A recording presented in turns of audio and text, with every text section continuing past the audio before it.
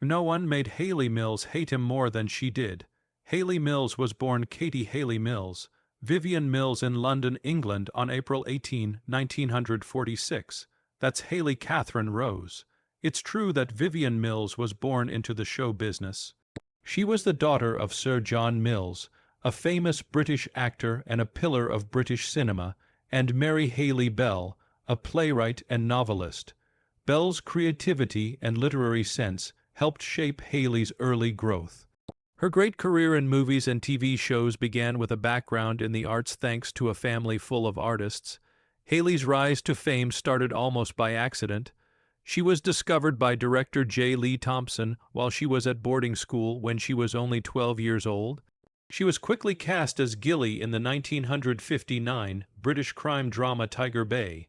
The actors who played her real-life father praised her subtle performance, which marked the start of a new talent. This part not only earned her the BAFTA Award for Most Promising Newcomer, but it also caught Walt Disney's attention. He soon offered her the lead role in a movie that would become a classic. One of the most important roles in movie history was played by Hayley Mills in 1960 as Pollyanna, the always positive orphan girl in Disney's version of the story. It was her beautiful performance that won her the first Academy Juvenile Award, making her one of the youngest artists to ever win an Oscar. People of all ages loved how she played the role with wide eyes and a warm heart, and she became famous almost overnight. Hayley's real-life attitude will always be linked to Pollyanna's legacy of positivity and strength, showing grace, kindness, and strength when life gets tough. After Pollyanna became a huge hit, Hayley Mills quickly became the face of Disney's live-action movies in the 1960s. She was in many well-known movies, including The Parent Trap 1961, in which she famously played twin sisters Susan and Sharon using new split-screen methods. Her skill at making two very different figures was truly amazing for someone who was only in her early teens. Right away, the movie became a hit, and it has stayed a family favorite for generations. In the early to mid-1960s, Mills was in a string of hits, such as In Search of the Castaways 1962, Summer Magic 1963, The Moon Spinners 1964, and That Darn Cat 1965. These movies made her the most famous Disney princess of her time. Her acts were always known for being natural, charming, and emotional, which made her stand out from many other actresses of the time. Many child stars had trouble making the change to adult parts, but Mills dealt with the pressures of fame with class and style, even as she tried to change from her early image. But Mills wanted to go beyond the innocent Disney picture. She played more complicated and difficult parts as she got older. In The Trouble with Angels 1966, she played a naughty Catholic schoolgirl opposite Rosalind Russell. In Twisted Nerve 1968, a psychological thriller, she made a big change in the type of movies she was in. These parts showed that she was dedicated to improving as an actress and finding new roles outside of her earlier family-focused work. By the late 1960s and early 1970s, Hayley had become brave enough to leave the Disney studio system in search of more mature and complex parts. The 1966 movie The Family Way was her first adult part in a more serious dramatic setting. It shocked people. Her performance showed how much she had grown as an actor and how much she wanted to try new things creatively. She kept playing different kinds of parts in movies, TV shows, and plays. She showed that she wasn't just a kid star, but a skilled and versatile performer in her own right. Hayley also had health problems, including a brave fight with breast cancer in the late 2000s. She overcame it with strength and hope, which have always been important to her, on and off screen. Her ability to bounce back from bad situations has only made her fans love and admire her more over the years. In the decades that followed, Mills made a smooth transition to stage and TV work, taking on a wide range of parts that showed off her lasting talent. From 2007 to 2012, She was the lead in British shows like Wild at Heart, which won her new fans. She also kept appearing in West End shows, showing how versatile she was and how much she loved live performance. Her long career in show business shows how hard she works, how strong she is, and how much she loves her job. In addition to her work in movies and on stage, Hayley Mills has written a well-reviewed autobiography called Forever Young. In it, she talks about how she became famous, her family's history, and her own growth. This book is an honest, thoughtful, and sometimes funny look at the life of someone who grew up famous, but always tried to stay grounded. In 1966, Hayley Mills met the film's director, Roy Bolting, while working on the British movie The Family Way. She had just turned 20 and was moving from being known as a child star to playing more mature parts in movies. Bolting was a famous British director and producer who was 53 years old and 33 years older than her. He was also part of the famous Bolting brothers filmmaking team. Even though they were a lot of years apart in age, and the public might be interested, they started dating, which quickly became the subject of media coverage and industry rumors. Over time, their relationship grew stronger. After being together for a few years, they got married in 1971, starting a unique and much talked about partnership in British theatre. When they were married, they lived a pretty cultured life and made homes in two interesting places: a flat in London's trendy Chelsea area, which is known for its artistic and bohemian vibe, and the beautiful Cobstone Windmill, which is in Ibstone, Buckinghamshire, England, and is an iconic and historic building.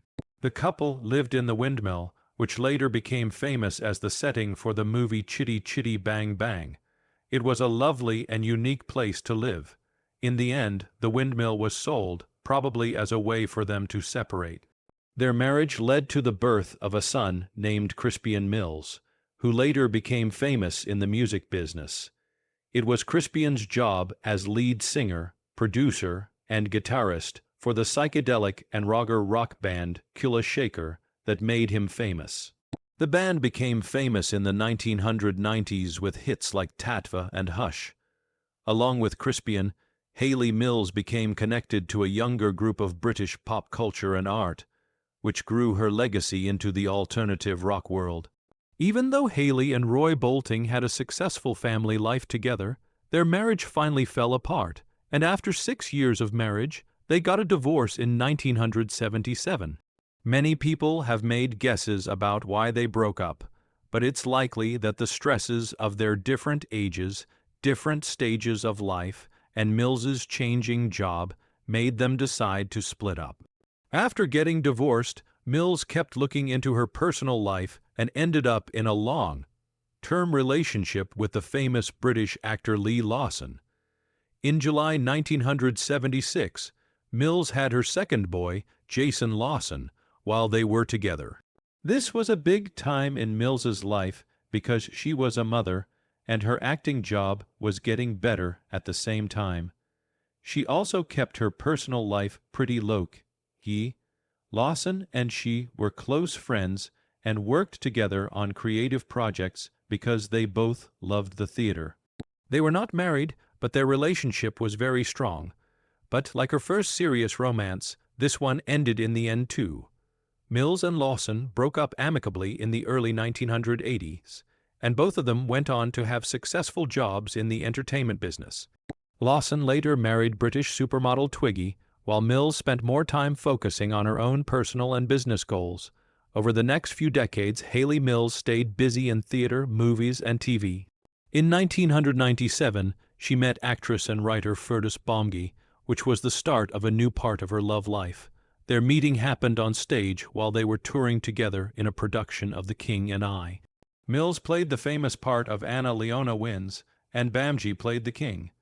Even though they were 20 years apart in age, and Mills was the older partner, they became very close and stayed together. Baumge, who is Indian and known for his work in theater and writing, brought new life and energy into Mills's life. They were both interested in stories, performances, and learning about other cultures, which made their bond stronger.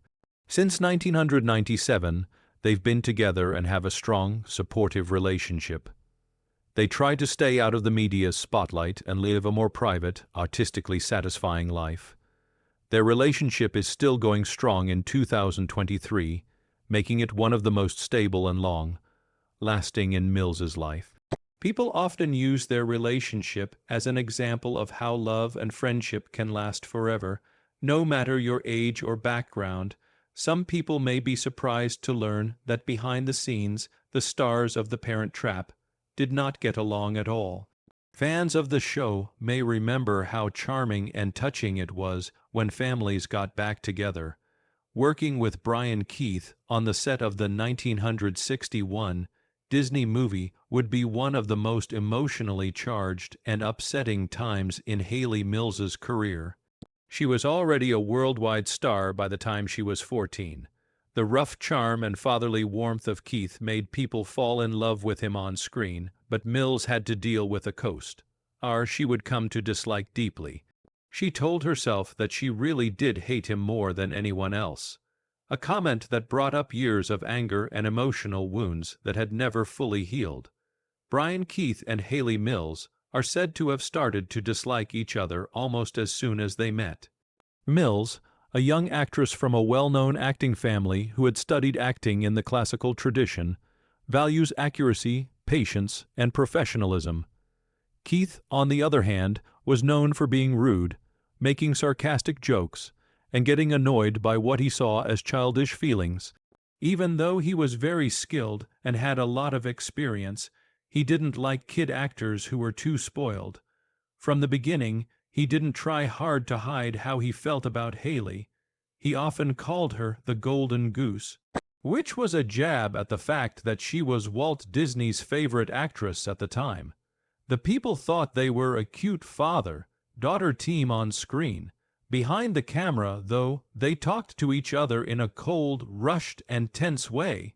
Keith would often cut Mills off during table reads and roll his eyes when she asked for line clarification.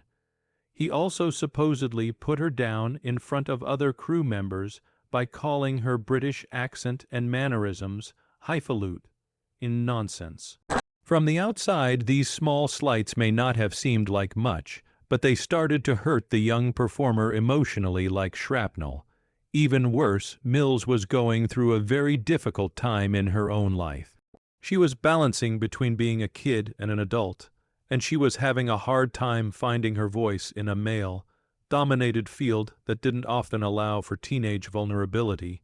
Instead of helping her or being a guide, Keith seemed to be everything she didn't like about Hollywood. Years later, she allegedly told a close friend that she thought Brian would do anything to bring me down because he didn't like the thought of me being successful as a child.